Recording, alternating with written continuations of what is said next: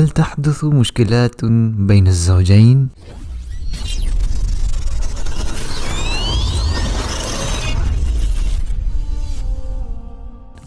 في الحياة الزوجية خير كثير للزوج وللزوجة وللأولاد، ومع ذلك تظهر أحيانا بعض المشكلات في حياة الزوجين. علينا أن نعرف هذه الحقيقة قبل الزواج. نعم، قد تحدث خلافات بين الزوجين، وليست هذه هي المشكلة، وإنما المشكلة أن نعجز عن حل تلك المشكلات.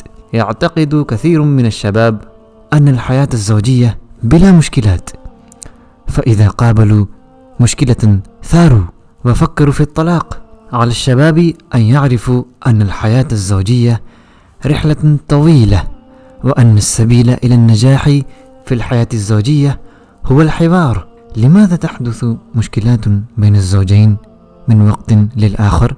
يعود السبب إلى وجود اختلافات كثيرة بين شخصية الرجل وشخصية المرأة، وتظهر هذه الاختلافات بعد مرحلة الطفولة وتزيد في مرحلة الشباب. فالرجل يحب أشياء لا تحبها المرأة، والمرأة تحب أشياء لا يحبها الرجل. وعندما تظهر المشكلات في الحياة الزوجية يأخذ الزوجان في الشكوى. يشكو الزوج فيقول: زوجتي لا تستمع إلي، وتتكلم مع صديقاتها في الهاتف كثيرة، وتذهب إلى السوق كثيرة، وتشتري أشياء لا نحتاج إليها.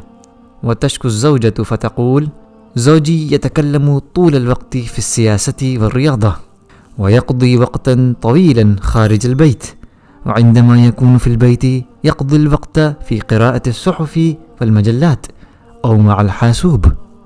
الآن نحن نستمع حوار بين ناصر وفيصل. ناصر: أريد أن أترك زوجتي.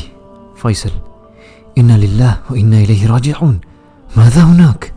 ناصر: لا أحبها. فيصل: لا تحبها؟ كيف عشت معها كل هذه السنوات؟ ناصر: لا أدري لا أحبها. فيصل: كنت تقول دائما إنها زوجة طيبة ومؤدبة ومطيعة، ماذا حدث؟ ناصر: كنت أحبها فعلا، ولكنها تغيرت كثيرا. فيصل: كيف تغيرت؟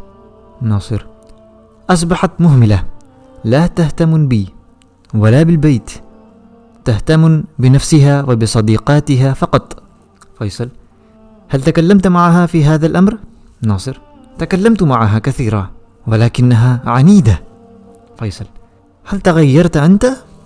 ناصر: نعم، أصبحت أسهر كثيرا خارج البيت.